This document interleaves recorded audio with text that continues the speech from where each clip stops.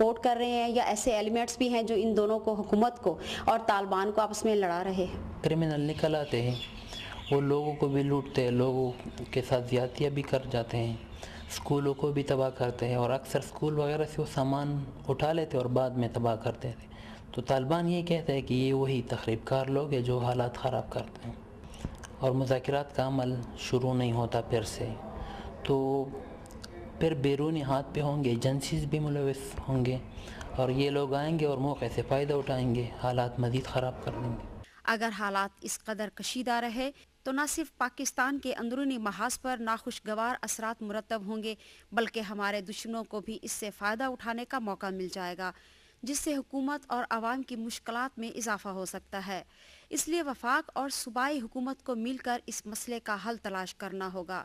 اس کے لیے حکومت کے حامی قبائلی عمائدین, قومی اور صوبائی اسمبلی کے اراکین اور علاقے کے علماء کرام کو مل کر کوئی راستہ نکالنا ہوگا.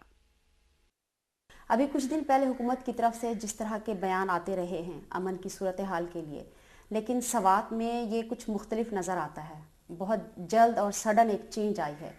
کیا حکومت یا ہماری جو ایجنسیاں ہیں وہ اس ساری صورتحال سے اناویئر تھیں؟ دیکھیں, سوات میں صورتحال کشیدہ ہے, سوات میں سب اچھا نہیں ہے.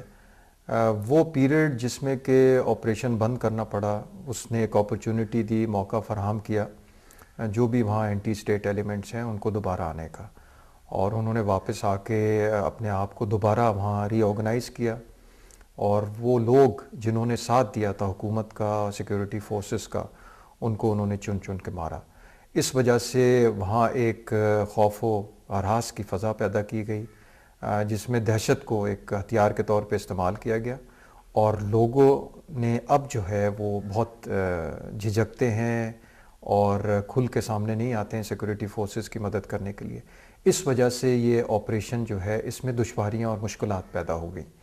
اب کوشش یہی ہے کہ اس آپریشن میں جتنی ایجنسیز ہیں, سول اور سیکورٹی ایجنسیز دونوں مل کے آپس میں اس آپریشن کو آگے بڑھائیں, اس کا دائرہ مزید وسیع کریں تاکہ لوگوں کا اعتماد بڑھے اور لوگ پھر سے سیکورٹی فورسز کی مدد کریں.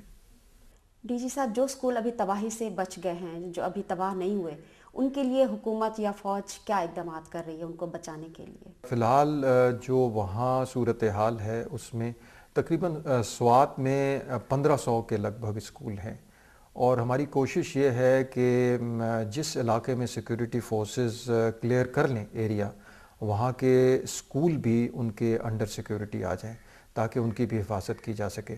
اس وقت 1500 اسکولوں پہ پہرا بٹھانا یا ان کو پروٹیکٹ کرنا ممکن نہیں ہے, لیکن انشاءاللہ جس طریقے سے جیسے جیسے علاقہ سیکورٹی فورسز کے کنٹرول میں آتا جائے گا, وہاں جتنے اسکول ہیں ان کو بھی سیکورٹی مہیا کی جائے گی. ڈی جی صاحب, سوات کے لوگوں کو وہاں کی عوام کی یا ہماری قوم کی کتنی سپورٹ حاصل ہے؟ اس میں پبلک سپورٹ بڑی کرٹیکل ہوتی ہے, اور جو سوات کے لوگوں پہ گزر رہی ہے اس وقت حالات جس کا وہ شکار ہیں, جو وہاں انتہا پسند ہیں اور اینٹی اسٹیٹ ایلیمنٹس اپنی کارروائی کر رہے ہیں, بہت سے کرمنل گینگز بھی اس میں شامل ہو گئے ہیں, وہ بھی ان کے خلاف کارروائی کر رہے ہیں.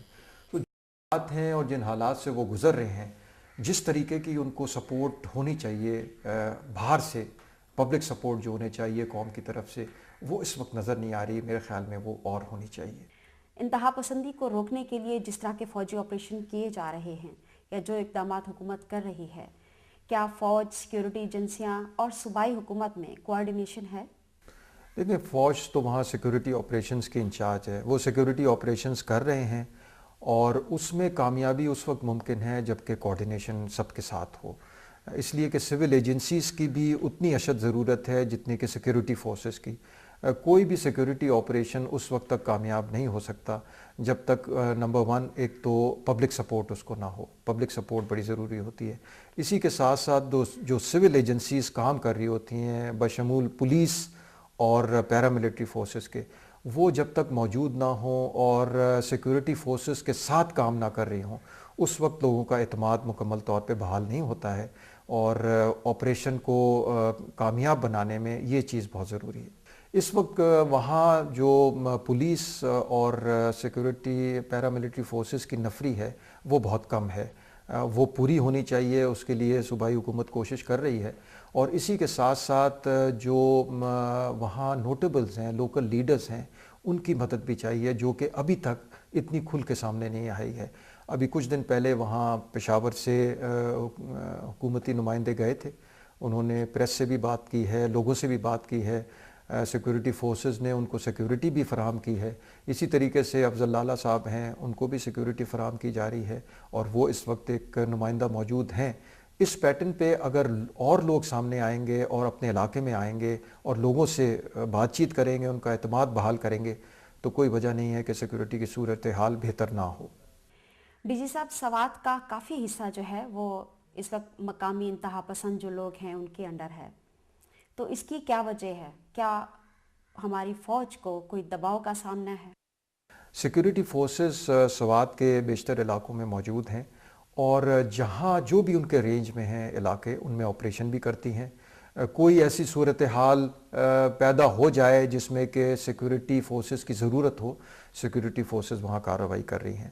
اب ہم نے تھوڑی سی حکمت عملی بھی تبدیل کی ہے، یہ زیادہ پرو ایکٹیو اسٹریٹجی ہے، اس میں سیکورٹی فورسز آپریشنز انہوں نے شروع کیے ہیں، اور لوگوں کو اعتماد میں لینے کی پوری کوشش ہے ہماری، اور انشاءاللہ یہ جب آپریشنز ان کے علاقے میں کامیاب ہوں گے، لوگوں کا مزید اعتماد بڑھے گا، اور اس کنٹرول کا، سیکورٹی کنٹرول کا دائرہ مزید بڑھایا جائے گا۔ یہ پہلو اور بھی المناک ہے کہ یہ تمام مظالم اسلام کے نام پر کیے جا رہے ہیں، جو سلامتی، روشن خیالی اور رواداری کا مذہب ہے۔ صورتحال یہ تقاضا کرتی ہے کہ علماء دین اور مذہبی اسکالرز اسلام کی صحیح تصویر سامنے لائیں۔ آج کے پروگرام کا وقت ختم ہوا چاہتا ہے۔ زرنگار علی کو اجازت دیجیے، اپنا خیال رکھیے گا، ہمارا ای میل ایڈریس نوٹ کر لیجیے، zarnigar@ptv.com.pk۔ خدا حافظ۔